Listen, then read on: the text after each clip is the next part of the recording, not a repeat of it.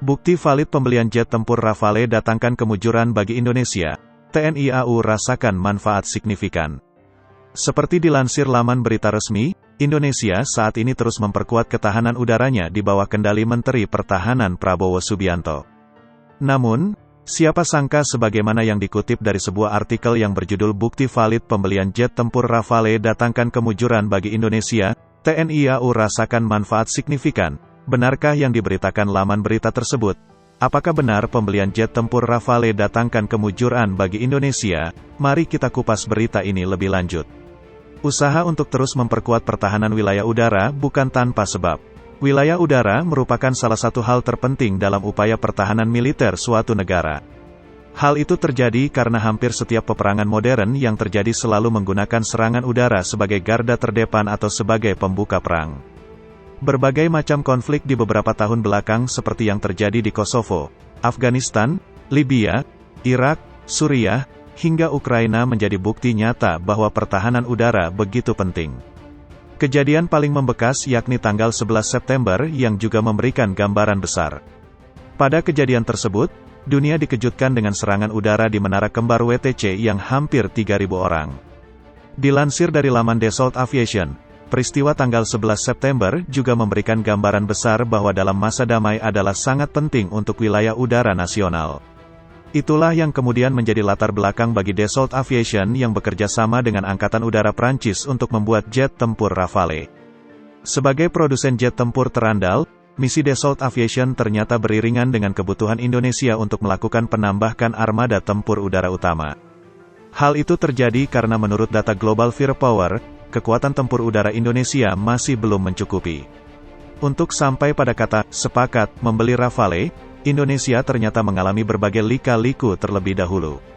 Awalnya Indonesia tertarik dengan jet tempur buatan Rusia, Sukhoi Su-287 dan Su-30, kemudian melirik F-16 Fighting Falcon buatan Amerika Serikat. Namun akhirnya, pilihan jatuh ke Rafale buatan Prancis. Tidak tanggung-tanggung, Menteri Pertahanan Indonesia Prabowo Subianto langsung menekan kontrak pembelian 42 unit pesawat tempur Rafale pada Februari tahun 2022. Kontrak itu tak pelak melahirkan pro dan kontra, tetapi tanda tangan sudah dilakukan. 6 unit Rafale sudah siap dikirim kemudian menyusul 36 unit lainnya. Harga yang digelontorkan untuk Rafale pun tidak utama yakni mencapai 1,63 triliun rupiah per unit atau total 68,46 triliun rupiah secara keseluruhan. Dibandingkan dengan jumlah anggaran Kementerian Pertahanan 2022, jumlah anggaran pembelian Rafale mencapai 51,13%. Hampir setengah persen anggaran Kemenhan habis untuk membeli Rafale. Lalu apakah kontrak ini benar-benar memberi manfaat bagi Indonesia dan TNI AU? Kontrak Rafale tingkatkan kekuatan alutsista tempur utama TNI AU. Kontrak Rafale yang sedang berlangsung dan bila mana pembeliannya akan sesuai dengan rencana, maka kekuatan tempur utama TNI AU akan mengalami peningkatan yang drastis dari 461 unit menjadi 503 unit alutsista. Presentase kekuatan alutsista tempur utama yang terdiri atas pesawat tempur, pesawat serangan khusus, dan helikopter tempur juga akan naik menjadi 24,05% atau sebesar 121 unit. Jumlah itu menjadi bukti nyata telah terjadi peningkatan yang signifikan jika dibandingkan dengan sebelum rencana pembelian pesawat tempur Rafale. Manfaat teknis dan non-pembelian Rafale. KSAU Marsikal Fajar Prasetyo pernah mengatakan, Indonesia membutuhkan jenis tempur jet yang masuk kategori generasi 4,5 baik kelas berat maupun kelas menengah.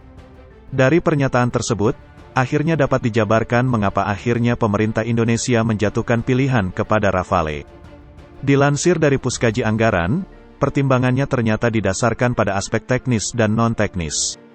Secara non-teknis, memilih produk buatan Prancis lebih aman bagi Indonesia karena tidak akan mendapat sanksi AS yang dikenal dengan CAATSA. CAATSA adalah sanksi yang diberikan untuk negara lain yang ingin berhubungan dengan Rusia termasuk dalam hal pembelian senjata. Dengan pembelian jet tempur Rafale, Indonesia dan TNI AU langsung dapat menerima manfaat terhindar dari sanksi tersebut. Tidak hanya itu saja, kepastian alih teknologi jet tempur Rafale juga lebih terjamin dibandingkan dengan jenis jet tempur yang sempat dilirik sebelumnya. Dari sisi teknis, Rafale termasuk jenis jet tempur generasi 4,5, generasi yang juga sesuai dengan kebutuhan TNI AU seperti diungkap KSAU Marsekal Fajar Prasetyo sebelumnya. Generasi 4,5 mampu melakukan serangan darat, laut, pengintian, serangan akurasi tinggi, serta yang terpenting dapat menghadang atau mencegah serangan nuklir. Poin secara teknis inilah yang kemudian memberi manfaat kepada TNI AU untuk mendapatkan jet tempur yang lebih presisi dibandingkan jet tempur lainnya.